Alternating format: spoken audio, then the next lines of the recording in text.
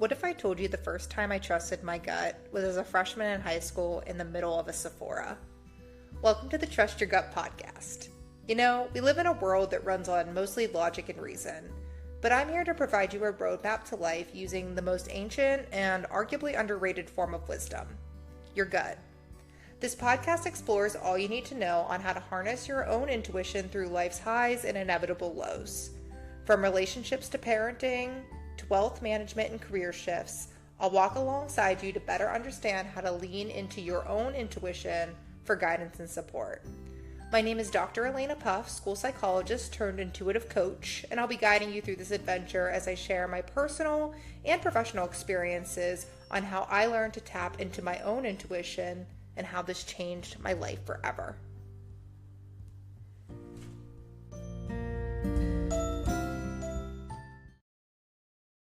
Hello, everyone. Welcome back to another episode of the Trust Your Gut podcast.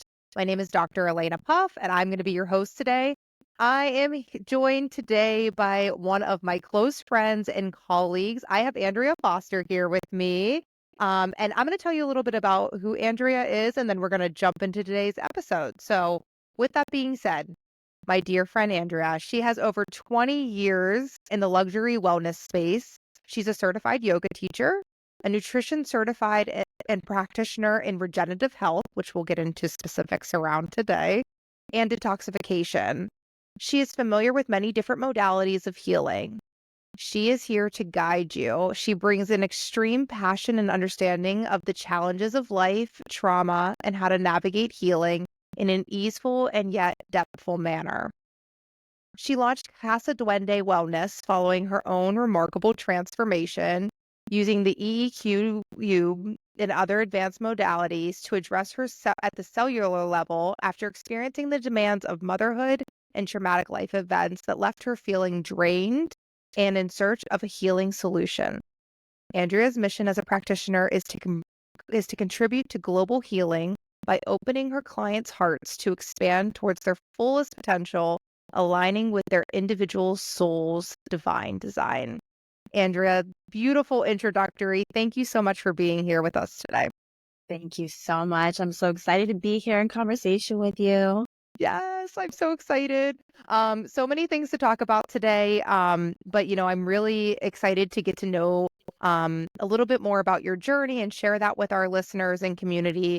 So maybe that's a great place to start. So sharing with us, I know the bio kind of touched on a piece of it, kind of life's experiences and motherhood launching you into this trajectory that we currently find you on. Can you share kind of what prompted all this in your own life that has led you here now? Absolutely. Thank you so much again for having me. And I have a really interesting background, I think. I come from luxury retail. I lived in New York City. I was a luxury buyer. It was my dream job. I feel like every girl when they're young, they're like, oh, I'm going to work in fashion. And I remember my family saying to me, oh, you're going to work in fashion. And I was like, oh, no, I'm not going to work in fashion. So I went to college. I tried a lot of different majors. And then in the end, I ended up working in fashion.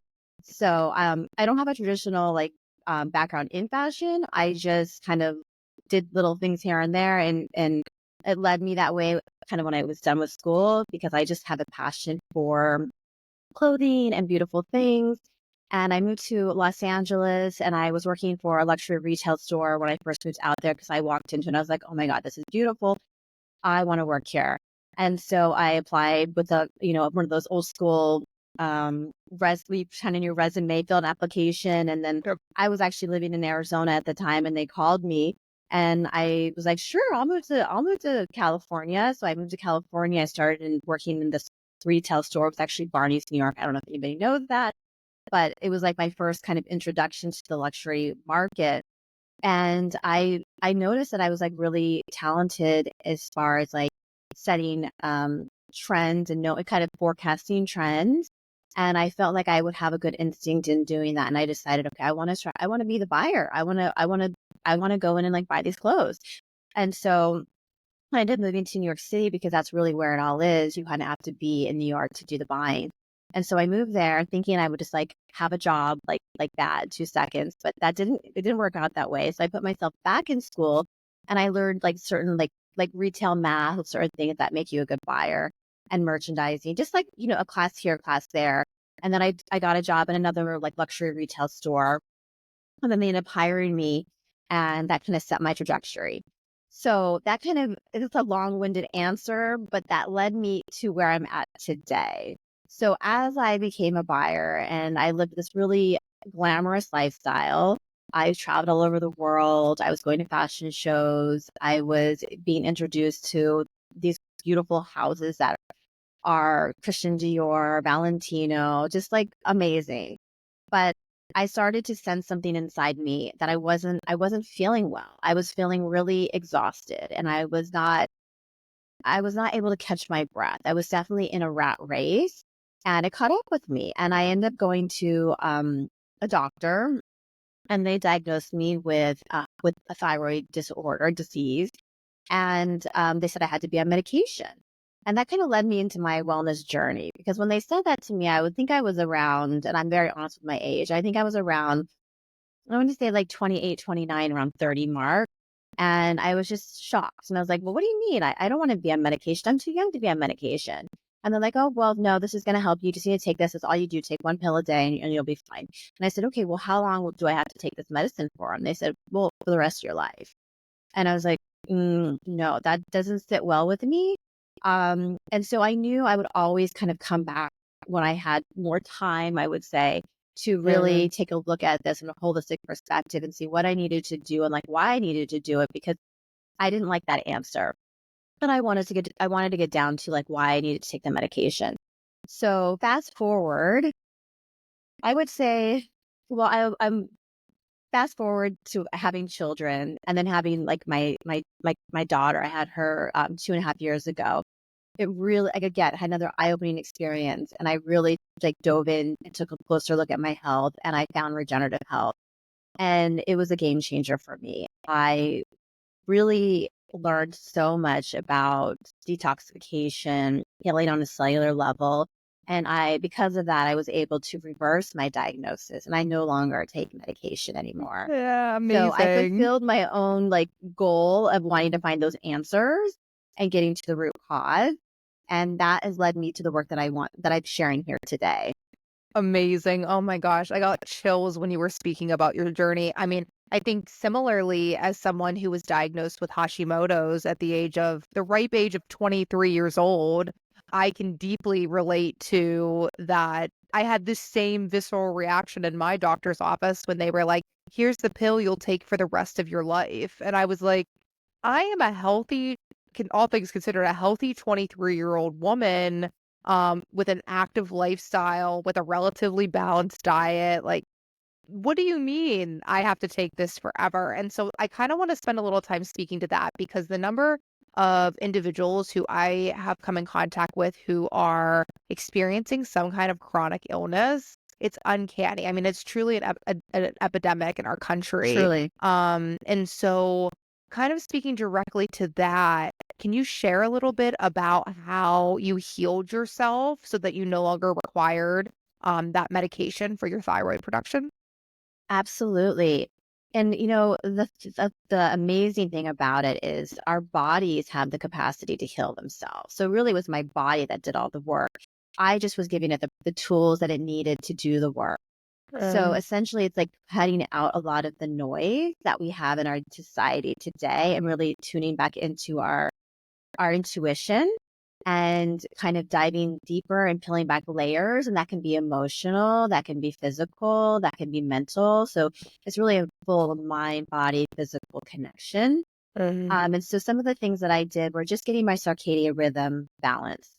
And that was like going to bed at a certain time. That was waking up at a certain time. That was getting morning sun to reset my hormones. It was eating at the proper times, meaning like having your breaking your fast first thing in the morning and not going past a certain window. So then you go into that ghrelin area where your body starts to go into that fight and flight stage. And I was in that often because I wasn't eating this properly. I was just going into my day and then not eating sometimes until 2 or 3 p.m. because that was my norm. And that Right. was really damaging my body. So kind of going back into resetting things that are just sort of second nature that we should all be doing, but we forget because we're busy and we're hustling and we're we're boss babes and we're entrepreneurs and we're doing all the things. And so I was really taking time for myself to really go into that proper healing state, that going back into homeostasis so my body was able to repair and regenerate on the cellular level. And so some of the other things I had to do, which I think is most people would know, is I had to shift my nutrition. I had to sort of re-educate myself on what I'm putting in my body, what's fueling my body, what's going to help me give me to make my body more alkaline. Hmm. So that was really key. So kind of going back to more like a fruit plant-based diet, which is really important when you're setting up yourself for a detoxification process, and opening up your lymphatic drainage pathways. That was something that was really eye-opening to me that I had not been educated on before, and how important it is for your elimination pathways to be open so you can heal. So it's really working like holistically with all of those tools. But once your body starts functioning again, it comes up back online so your body can heal. And that's essentially what it did. I just gave it the proper space to do it. Who guided you in all this? Because I'm thinking about just the resources that are out there. There's so much information and misinformation on the internet. And in my experience, Western medicine looked at me like I was crazy when I questioned their diagnostic and treatment processes. So, how did you learn about this? Who did you lean on as far as community through this journey? Yes, I was so, it was the right time. It was the right time, right place. And I saw something on Instagram, on social media, of course. And I was alive. That's Carrie Drink Wine, who was my mentor and dear friend. And she's the one who created the Institute of Regenerative Health. So I graduated from the Institute of Regenerative Health, and she started this during COVID. During the time she had her clinic, the Wise Wellness Clinic in Minnesota, and it was shut down during that time. So she had to come up with a creative way to sort of still have her clients find her. And so she started speaking more about everything that was going on. And so I found her on a live, and I really resonated with her message. And she also, well, basically reversed her Hashimoto's diagnosis. She had fibromyalgia as well as lupus. So there were three autoimmune conditions that she reversed and was able to be a testament to kind of relearning some of this stuff, because I feel like it's really a remembrance also. Like, we kind of Mm, already innately know this, but it's just kind of putting it in front of us to remember. So for me, her guidance was crucial in kind of that remembrance. So I signed on one of her cohorts, and she walked us per week through these basically kind of unlayering these things, and then layering, adding different things in, taking certain things out. It was a very gentle approach. And I did it in a small container with 10 other women. And we were able to really just like sit with the information and really dive deep into our healing process together. And it was a support system. And so mm. I learned so much through that process, and I reversed it within like 3 months. I know I did blood work going into it, and I did blood work going like at the end of it. And it was like night and day just from Wow. that 3 month container that I did. And so I wanted to continue on that path. And so when there was an opportunity to enroll in her program, I I went for it, because I just knew I wanted to go deeper. And this is information that I know that needs to be shared with more women and more people out there. Oh, it's so beautiful. And I love the aspect of being in community with folks as you go through this journey. Because I mean, even thinking back to my personal experience, I mean, I was sick for upwards of 5 years in my early mid 20s before finding a proper like medication dosage that, was able to kind of make me feel, uh, all right, not great, not anywhere near optimal wellness. Exactly. But at that point, your threshold is so low for how you're feeling. You'll take anything. And so I remember going through that process, just being so isolated and alone, just feeling Yes. like I am the only person um, who is experiencing this, and I'm never going to get better. I mean, the psychological toll that people who are chronically ill experience, I mean, it's well documented in research and really shows like it's directly correlated to positive outcomes as feeling plugged into community with others. So I love that you had that experience to heal alongside other women who had some shared lived experiences as you. Yes, it was truly transformational and life changing. And it was such a gift that I was able I actually had my daughter. And so I was home with her. So it was actually nice for me to really have the space because healing, you do need to kind of have the space where you can kind of go through some things that are maybe uncomfortable. But I gave myself the space to do the work. And the other side of it is like night and day. Like I used to go to the doctor and they'd say, "How are you feeling?" And I was like, "I feel great." But I didn't know any better. I thought Right. that like how I felt was like normal. But now being on the other side of it, I'm like, I feel amazing because now I know what amazing feels like. Right. And that's why I want to share what I've learned with other people because I want them to feel amazing too. And they can do it. And I want to empower people to do the work. Yeah, it's beautiful in the empowerment piece. So for people who are listening to this episode who are maybe suffering from their own version of chronic illness or maybe know a family member or a friend, I want to speak to with them in mind around what kind of the societal and cultural phenomenon of being sick in our current modern society. Because I think that, unfortunately, from my experience in psychology, transcending over the medical system, we want a pill for everything. We want a pill to take away our problems. A quick fix. We want a quick fix, which I think Mhm. that's part of the human condition, right? Is wanting a quick fix so that we can get back to being boss babes, as you said earlier. But with that, I feel like, so much of the work that you're really advocating for is not a quick fix. It's really, I mean, you talked about going to the cellular level. I mean, you can't get much deeper than that. So maybe sharing your experiences either personally or in your work now, the resistance part of it. Because if we have this solution that we can shout on this podcast to anybody who's chronically ill, hey, there's a way to fix it. Everybody, we'd have no more sick people, right? Everyone would be getting better. Absolutely. So maybe speaking a little bit to that resistance piece of what maybe came up for you or comes up for your clients around what is holding them back. Mhm. Yes, for me, it was just like time. I was like, I don't have the time. I'm too busy. I'm a mom of three. I was working full time. It just didn't, and I not to say you can't do the work working full time and being a mom of three. You can. It's just I want to be an advocate for women that they can, and they just need to set just some time aside for themselves and really prioritize their health and their wellness and their self care before they take care of anybody else. So it's Mhm. really kind of going back to that what's that saying when you say put the oxygen mask on yourself first? Mhm. And that's exactly what I'm an advocate for. And regenerative health is peeling back the layers. You are going deep into the cellular level, into the tissues, and that's going to take some time. But you can start just by modifying different things and gradually work up to that. And the beauty of it is like you're healing, you're going to discover so many amazing things about you. So the deeper you go, the further you're going to want to go in the process. That makes sense. That makes total sense. Could you define for our listeners? I really would love to get to the definition of regenerative health and also the word detoxification, because I feel like I see things online. Everybody's on a detox, a juice cleanse. I think there's a lot of like things thrown around in that space. But maybe in your own words, if you could define the regenerative health and detoxification and what that means to you and your work. Absolutely, yes. I didn't know what regenerative health was myself. And it's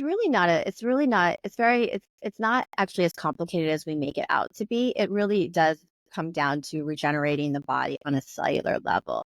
Everything in our body, to our hair, our skin, our nails, our glands, our organs, everything has a cell component to it.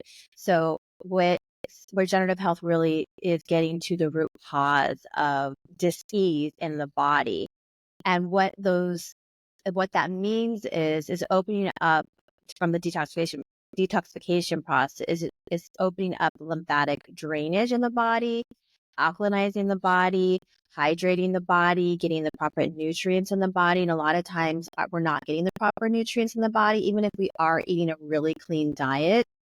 Um, our body is not consuming those nutrients because our gut lining is not working properly or it's destroyed or from all of the glyphosate that we have in our environment, in our air, food, in our water, and different things. So it's really kind of cleaning out this terrain and versus just taking a pill to pop something for a quick fix. It's really kind of, and again, I don't love to refer to a car, but our body's like a car. We have to make sure it's running properly. So in order to do that, the detoxification is necessary. So like getting an oil change, we have to make sure that we're cleansing, a couple times a year. So we're keeping our body clean. So it's really honoring our vessel at the end of the day. This is a beautiful vessel that we have, Yeah. that it, created for us to heal, and our body is able to do it on its own if it has a cleaned up environment inside. So it's just kind of going through the process of detoxification, which is opening up the elimination pathways, and getting everything draining, so you're not clogging it up. So it's like declogging everything in the body, where your cells can work properly, do what they are intended to do, which is take care of us. Yeah. How beautiful. I really appreciate that. So on a general like detoxification regimen, let's say, what are some of the things that you're recommending your clients eliminate and maybe, points of resistance around that you've observed? Yes.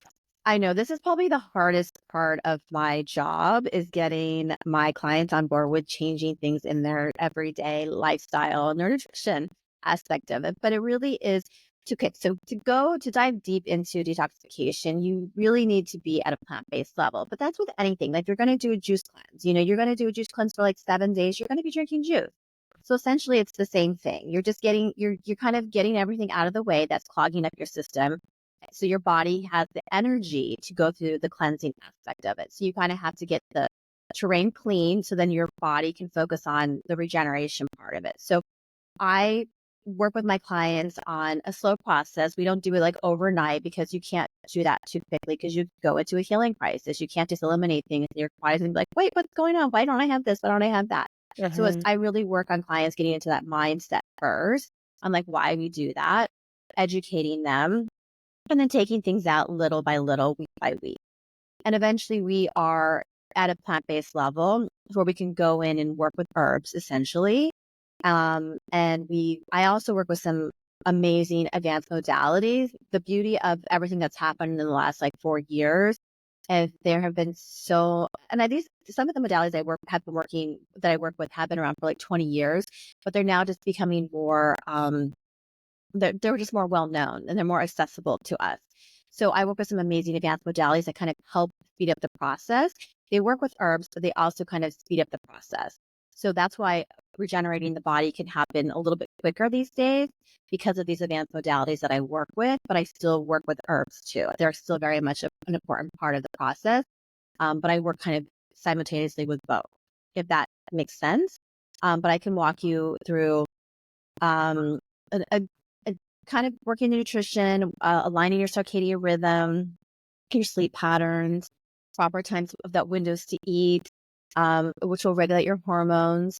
Movement is really important in my practice. Breath work is Hmm. really important in my practice. I really advise my clients to do a gentle practice in yoga, just for that whole holistic mind, body, spirit connection. Um, Dry brushing, hot, cold showers, just walking in nature, being in nature more, grounding.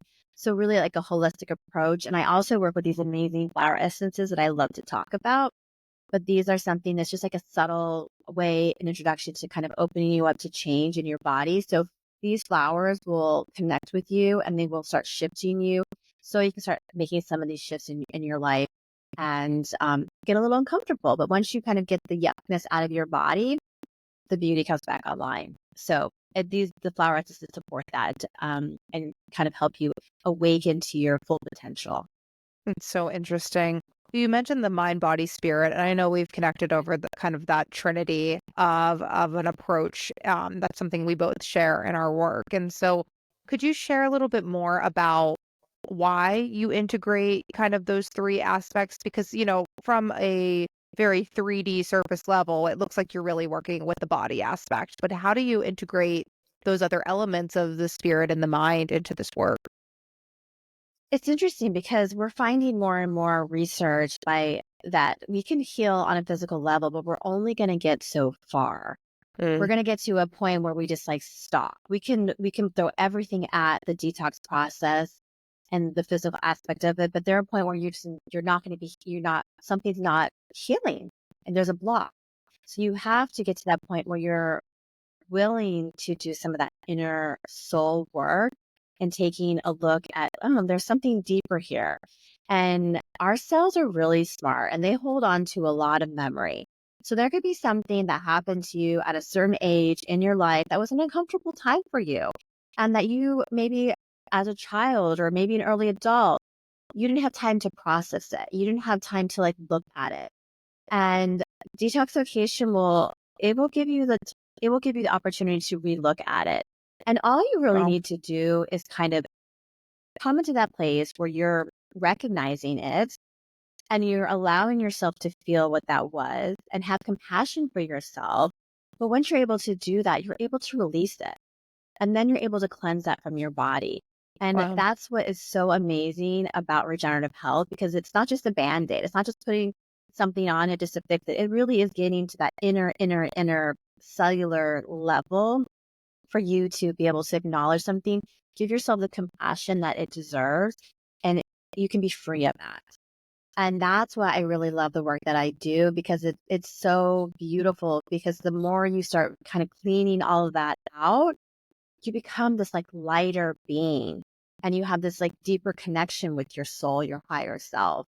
And for me, that's like the work that I like love to do with people, because I love to see them come from like the darkness into the light, and that weight and like weightless, like they're just like airy and light and feeling amazing. And that's the beauty of regenerative health. Oh my gosh, I just am like soaking it all in, and it's so powerful, the words that you're sharing and like the message behind your mission um is really really just so potent. And so for the folks that are listening to today's episode who are like, I'm sick, or maybe I've been very open on this podcast about like my failed attempts in traditional talk therapy and working through those emotional states and really needing to get into the body, as you're mentioning, to really heal myself at that cellular level. For folks who are intrigued around, like, how would I even get started on this kind of holistic lifestyle? What's usually your first line of recommendations to help people, at least dip their toe in to see if this is something a journey that they want to walk? Absolutely. I think like being in nature is really simple. Like regenerative, it can be so simple at the end of the day. We make everything so complicated in our world. But at the end of the day, like that's why I really go back to regenerative health, because it's getting back to the basics. So getting out of nature, like that, going into a park, taking a walk. Maybe try a meditation if you haven't done a meditation before. Maybe go to a sound bowl experience and see how that resonates with you. But that's going to attune your body to the frequencies of the earth, and it's going Mhm. to align yourself back into those frequencies. And as your body and your cells are going to recognize that frequency too. And that's really going to resonate with your cells. And you're going to start to kind of be more curious and be more open to different things. And that's, I feel, when you're ready to do the work, when you get that curiosity and you can see the value in going deeper and exploring that more. Beautiful.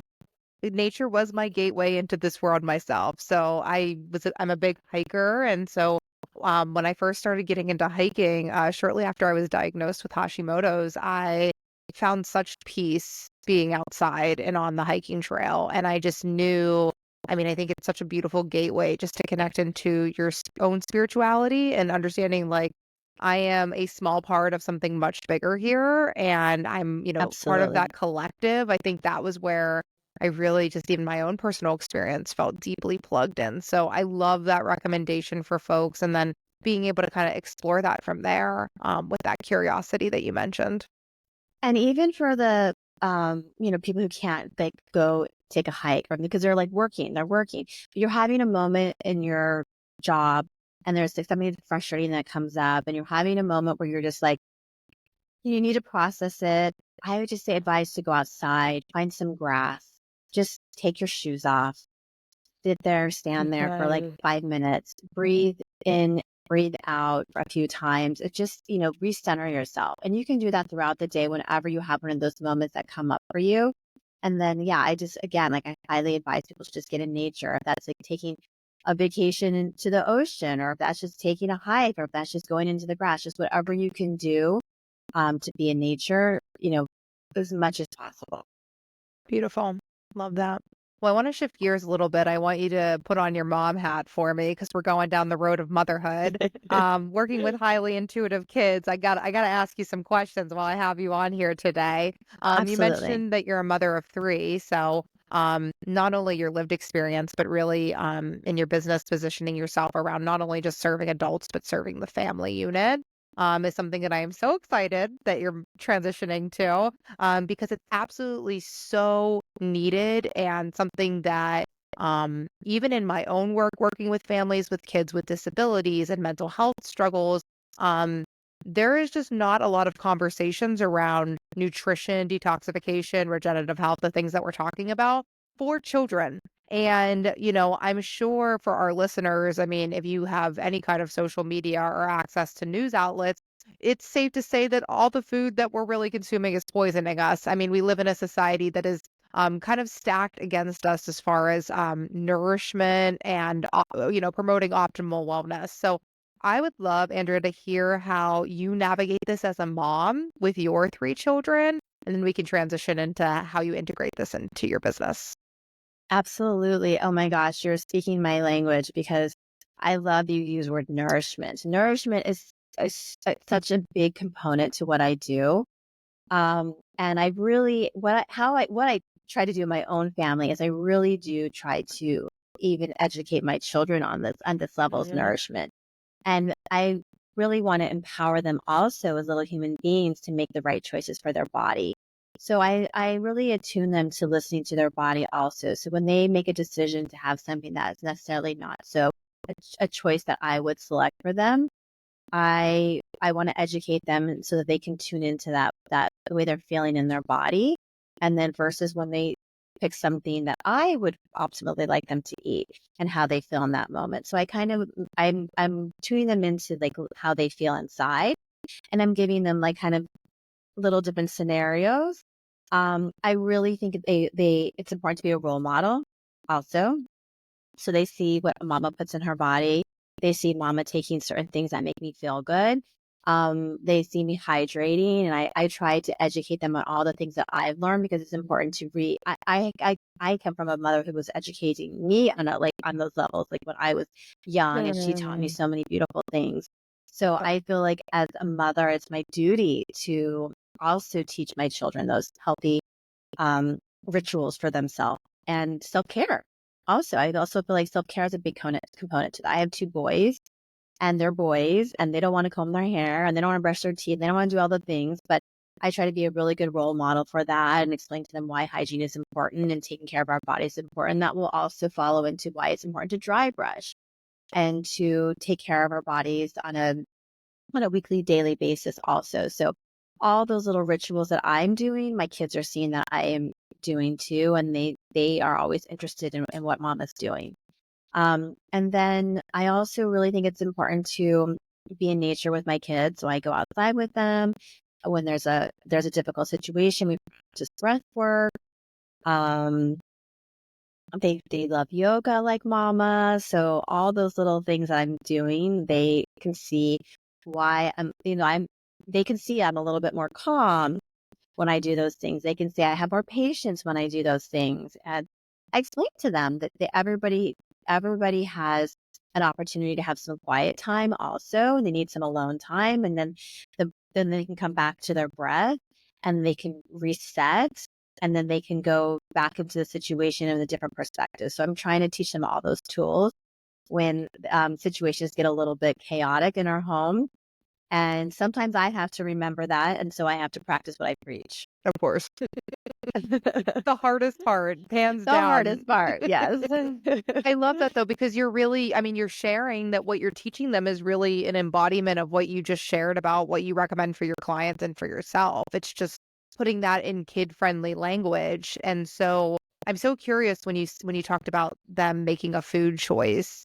Um, like I'm thinking if, for the parents listening, how do you model that? Like how do you say, if they're eating a bag of Cheetos and you wanted them to have an apple and like tuning in, I love the idea of like turning it to the body because that's harnessing their intuition. That's harnessing that mindfulness, the mind body connection, of like what's going on in my system and how do I feel. So how do you? I'm so curious, like how you approach that situation with your littles on how to start to begin those conversations and that bodily awareness. Oh, this is like a bad example, but it's a good example at the same time. Um, so there's a friend of ours who actually went to McDonald's and ate something that wasn't so kid friendly, right? Or what I would ever have my kids eat. And we have this conversation often about what's going on in our world. And they're very in tune with there's like a fast food place on every corner and in the grocery store, there's all this advertising and there's these commercials. And so we have these conversations in my house. And so this person had some McDonald's and that person got a really bad stomach ache and actually got physically sick. And so it was a teaching moment for my kids. I was very much there. I'm like, see, that person ate this food and it upset their stomach. And this is really what this is the reaction that their body had because that they weren't used to having that food in their body. So my kids were actually to see like a real life experience. I don't feed my kids McDonald's.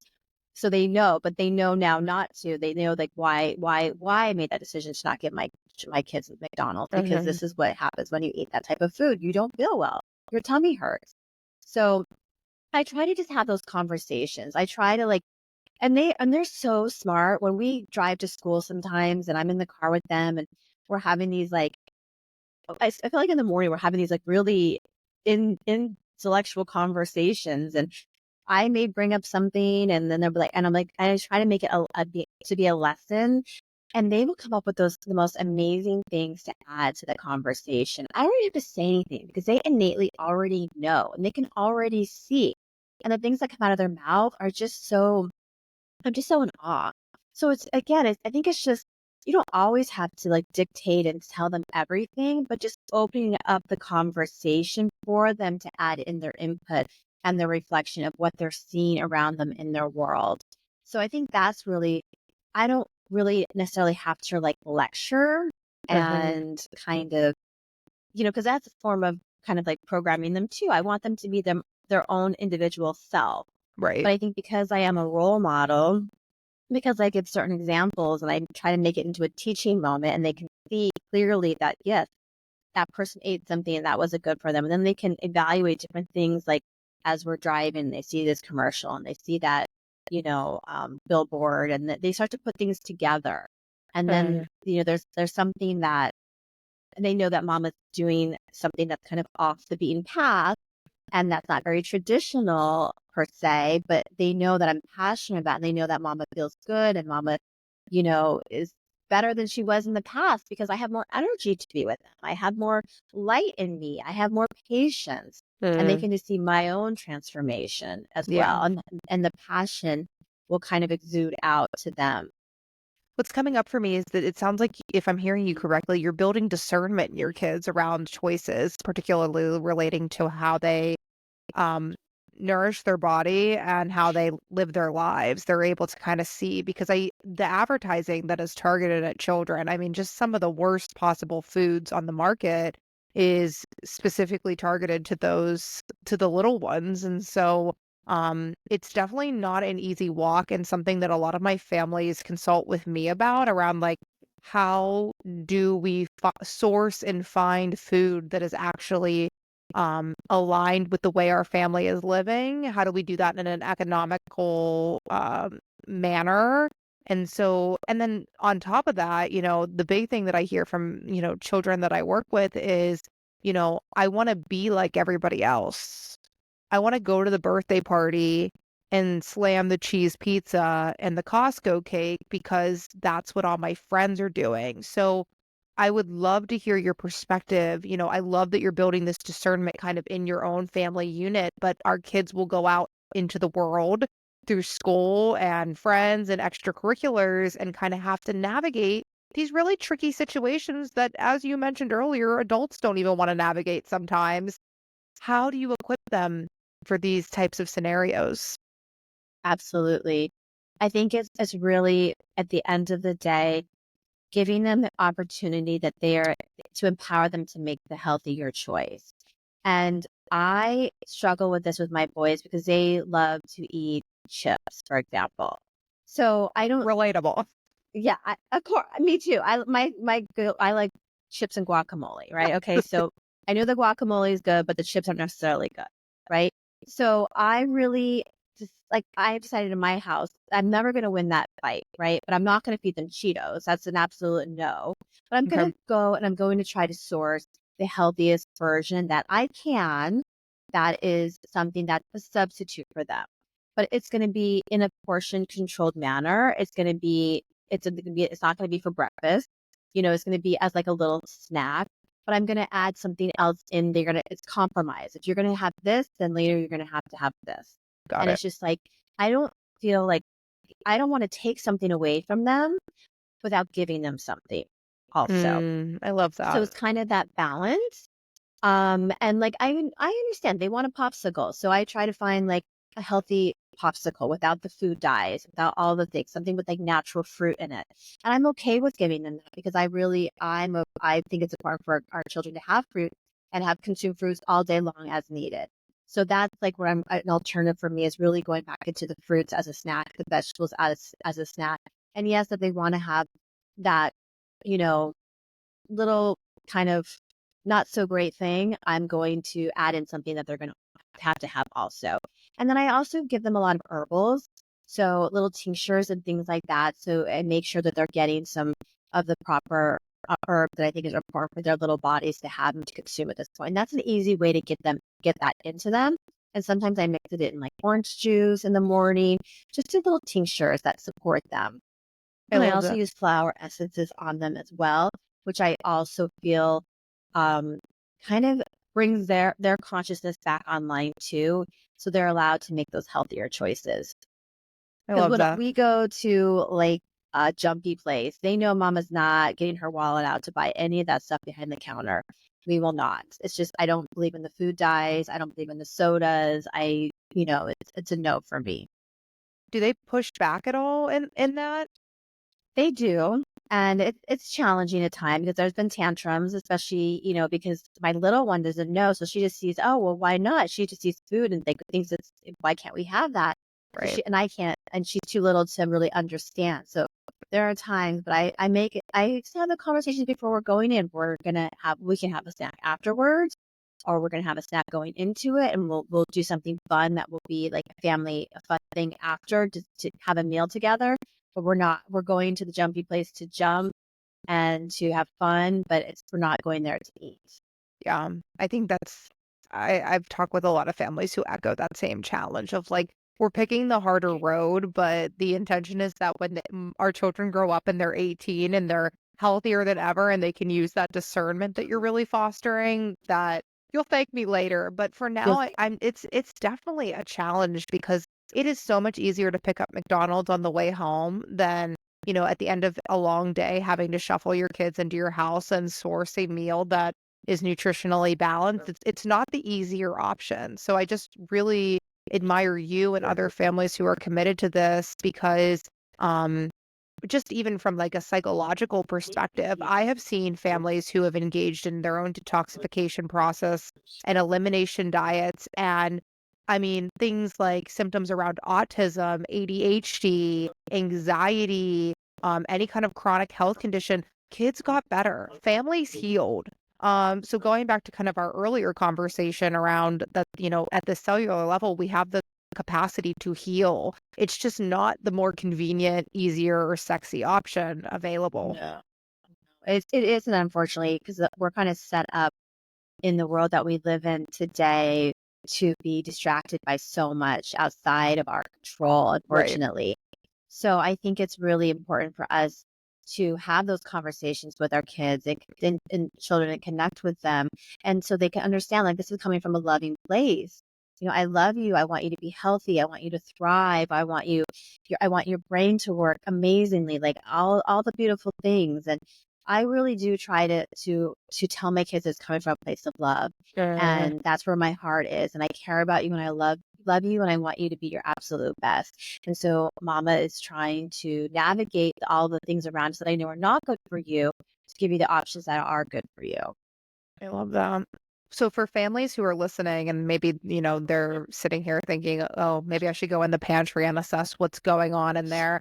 Where do you typically advise your families to begin as far as being mindful of what's in the refrigerator and the pantry to keep an eye on, the ingredient list? Yeah, I mean, it's really challenging because even things are green labeled as organic and non-GMO, and I'm sorry to say that's not always the truth. So I think it's just kind of tuning in to a healthier version that you can try to find. We try to shop outside the aisles, so out of the packaged food areas and more on like the fruits and the vegetables and try to like the whole foods is what I would say to try to stay focused on. It's as busy parents, I know it's hard, but just kind of planning ahead, planning for the week. And if you have options to shop at the farmer's market, which is a great source to find different healthy snacks and different like options for the fruits and vegetables and just planning ahead of a family meal in that regard. I love how families can come together at mealtime. So kind of like no screen time during that time. So you can have these conversations, you can connect. And then, I mean, I know at this day and age is really hard because screen times help when you're preparing a meal, but I'm guilty of it. I'm trying to set a new rule. Like, okay, everybody's going to have participate in this meal. They're going to help Mhm. in some capacity. Even my 2.5-year-old, I was making something for her and she wanted to help. And I was like, okay, mama, have patience. She's asking to help. It's okay. Let her help. And even if it's going to be a mess, it's all good. Like, but I think integrating the family in the process will get everybody kind of understanding like what's going into the food, the love that's going into the food, the preparation of the food, and then making it will be so much more beautiful when you're eating it together. Oh my gosh, that's like one of the biggest recommendations I do around mealtime, particularly for picky eaters, is engaging them in the food making process, that they're feeling plugged in and supportive in that way. So, just having that setting that intention at the beginning of preparing a meal or to sitting down and consuming the meal together, distraction free. I love that you're doing that inside your home, because there's so much power there to help kids feel like build healthy relationships with foods. I think, again, like growing up in the fat-free, horrible labeling era that many of us grew up in, where it was like low calorie, like all that. Just like I really think kind of collectively we're shifting away from these like again quick fix solutions to really going to that nourishment at that deep level. And so just having those conversations, it sounds like, is a focal point of how you kind of institute that in your own family. Curious how you integrate that into your business when you're working with your family-based clients. It's really the same thing. It's education. And when I work with clients on a regenerative level, it's introducing them step by step on things that like how our body works internally. So there's certain foods that disrupt the terrain and it's kind of eliminating those foods. So it's just educating on why. And the reason it really stems down to is energetically, our body takes too much time to digest it and to process it. And so when we're trying to keep our environment clean inside, we have to stick to foods that keep it alkaline. And that's really going to keep the natural flow and the chi in the body moving. And so our lymphatic system doesn't get blocked up and our blood is being fed, going to the proper organs because our blood feeds everything. So we want to feed our body nutritional things that are going to feed the blood, that are going to make all of our organs and our systems work properly. So I really focus on that and regenerative, like really getting to know the internal terrain of the body and certain organs and the lymphatic system and the elimination pathways and how important that is to keeping a healthy body clean.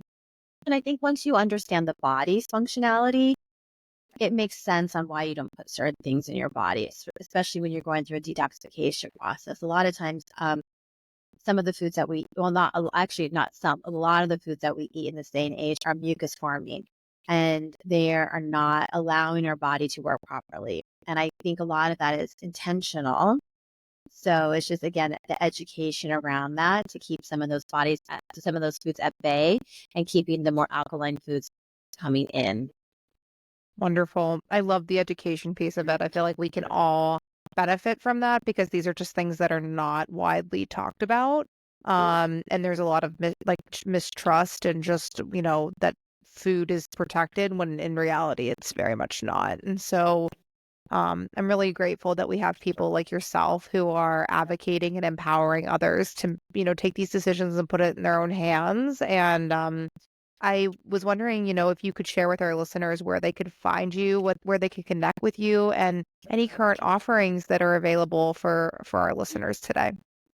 Absolutely. My business is called Casa Duende Wellness, and I have a website, so you can check me out there. And then I am going to be offering some women's cohorts this coming holiday season to help us mothers, our busy entrepreneurs, to sort of stay in line with all the craziness, to sort of reset, to fuel our bodies with great high vibrational foods and energy and nutrients, and to really support you when those are, I'm also a believer about balance too. So I also believe in balance. Like, I'm not super rigid and strict, but I also know that we need to enjoy life. So I believe in like a lifestyle, like a pretty balanced lifestyle, like an 80-20 sort of rule. So I want to support others in that too, because I also think food's energetic. So if we have like a bad um, if we think it's, oh, this food's like toxic and bad for us, and then we eat it, we're going to feel guilt and shame around that. Mm-hmm. And that's going to go into our body like that. So I don't want anybody to feel guilt and shame when they're putting food into their mouth. And there's also a way to alchemize it before it goes into your mouth. And you say, okay, I'm having a moment. I want to have this cookie. Let me enjoy this cookie. I enjoyed this cookie. Wonderful. I only need one cookie though. I'm great. I'm good now. And move on, and there's no guilt and shame. So the program that I'm creating is really around that. So we can have a balanced lifestyle, but on a regular day-to-day basis, we're trying to stay in that 80-20 rule, and we're adding more in to fuel our body versus having to be on the strict regimented calorie counting sort of regimen, which I think that we are all sort of trained that that's how we're supposed to live our life. But I want to get away from that. And so we're kind of intuitively feeding our body and nourishing our body and supporting our body, because that's really what we need. We need support in this day and age, and we need to realign with what that is for us. And everybody, it is different for different lifestyles, but I want to support women in making those healthier decisions, and also honoring them and setting time aside for themselves to do the self-care practices that are needed to do the regeneration and do the regenerating in the body as you sleep, as you reset your circadian rhythm, and as you go into like a more homeostasis state, so your body is able to heal. Beautiful. So yeah, Especially around those the holidays, that's going to be a super important time because there's so much media and consumption going on during that. I love that you're kind of positioning that offering around that season. Yes, and so then that will eventually go into like a further detox in January, February, which will kick off and kind of go into a little bit deeper. And all of this will be supported with meditations. I might have some guest speakers come on board, and really, because it's really a holistic approach. So, and I will have it in a container where there's other community women that are in this community, so we can all do this work together, and we can come together and share experiences and talk about it. And I offer support. And I'm going to be offering up some office hours in that program as well. So as we go a little bit deeper and you start to see some of those detoxification um, things come up, we can address that, and we can shift protocols as needed. And I'm there to support you with any questions anybody has, and really just start unpeeling the onion back. I love it. I'll be sure to include your website in our show notes for today's episode so that folks can easily find you online and Thank connect you. with you and the amazing work you're doing. Andrea Foster from Casa Duende Wellness, thank you so much for being here today.